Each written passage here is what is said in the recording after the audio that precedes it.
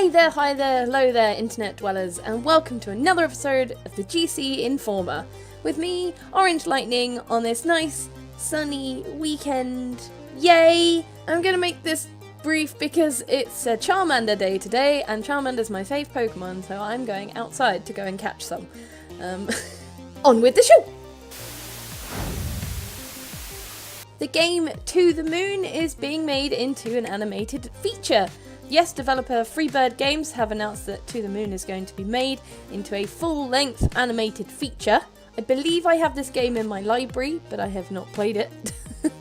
As many games in my library. This game was released in 2011 and is a story of two scientists working on affecting the memories of a dying man who had always wanted to be an astronaut and visit the moon. I love these kind of story games, so it does sound like something I would really enjoy, and I will get around to playing it eventually. But now it's going to be made into an animated movie. It is going to be a joint Chinese-Japanese venture, as in China are funding a lot of the project while Japan handle the production, and whilst not too much information is being given about who is making the movie, the developers Freebird have said that it is a first-tier Japanese animation company who are on board with the project. Think of that what you will, there are plenty of animation companies in Japan, so...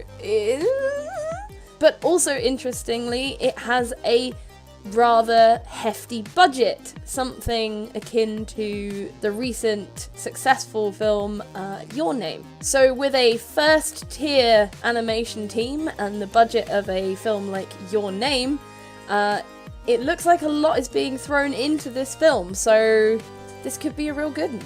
Can Zhao, one of the lead creators of the game, is actually going to be involved in the script writing as well, and he has talked about the biggest challenges really being keeping the soul of the game intact, but also giving the movie a life of its own as well, so it's not just a carbon copy, which is probably one of the biggest challenges that most movie adaptations face these days, is creating a unique experience while still being true to the source material. So on to probably my biggest story for today. I seem to always end up with these topics. I'm going to have words with the team. It seems to come out on the weekends. Nudity! Nakedness! No clothes. Oh dear. Steam is getting its knickers in a twist about nudity. And they are deciding to take steps against certain games and reducing the nudity on Steam. No idea why this has become a sudden issue. Don't recall seeing or hearing anything about people getting particularly stroppy about nudity. But they are actually taking steps, and they have contacted 3 developers and asked them to either update their games and remove the nudity, or it will be taken off Steam.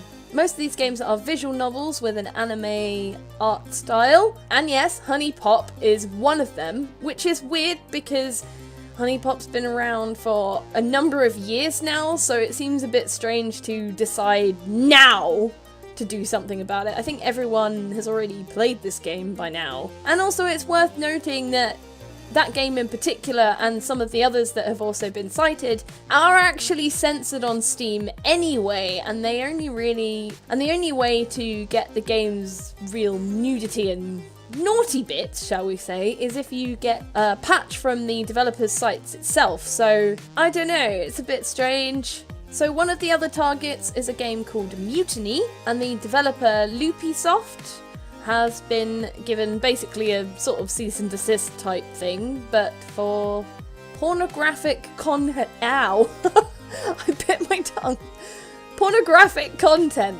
Clearly peeved by this, Loopysoft took to Twitter with the following statement: "We are not sleazebags making horrific pornography. We're a strongly queer VN studio that makes sexy games. That is not wrong, that is not pornographic. Nudity is also not wrong, as a massive amount of Steam's library has nudity, and Mutiny follows the content guidelines. This is not normal, this is not okay. Games are being pulled simply because they look a certain way, and there is is a stigma behind the look of a game. In the future, this could easily extend to anyone who even makes visual novels, no matter how sexy they might appear. So this does raise interesting points because it looks like the thing that Steam is supposedly focusing on is nudity, but they're calling it pornography. Now, I've played some games on Steam. In fact, I have one in my Steam library that I did a review on called Shark Dating Simulator. And that has nudity in it. Yeah, the art style is not perfect, but there is definite nudity because I had to censor it. But I would never call that porn or pornography because to me, porn would be dictating the actual act of sex and watching it, whereas nudity is just a naked person just there. Hello. It's not the same thing. Nudity and porn are two totally different things. You don't actually have to be doing anything pornographic to be naked. You could be having a bath. That's normal. A very good point that has been raised in media online already is if they're going to look at nudity in games, they can't just look at visual novels because there's nudity in AAA games too. The Witcher 3, for example, has arguably some slight pornographic sequences in it. GTA 5 definitely does. So are they going to take these games down as well, or are they going to make them get censored too? Is it just because games like Honey Pot literally focus on sex, as it were, but it's not actually dating sims? Are they just looking to stop those games because holy crap, there's a lot of them? Maybe that's it. Maybe the market has become very saturated in visual novels lately, and now Steam are getting worried because before there weren't so many, they were kind of few and far between, but now they're like everywhere you go there's another visual novel, crudely drawn, and oh look, boobies. You know, it's like, kids can play these and they're cheap. I don't know, it's super interesting and it's something to keep an eye on. So yeah, we'll see where this goes.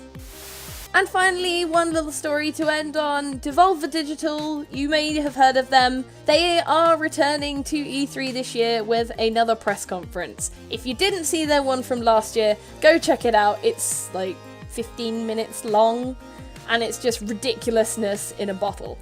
It is called the Big Fancy Press Conference, and it's basically taking the piss out of all the other press conferences, so if you think E3 has become meh, then perhaps Devolver Digital is the one to watch for you.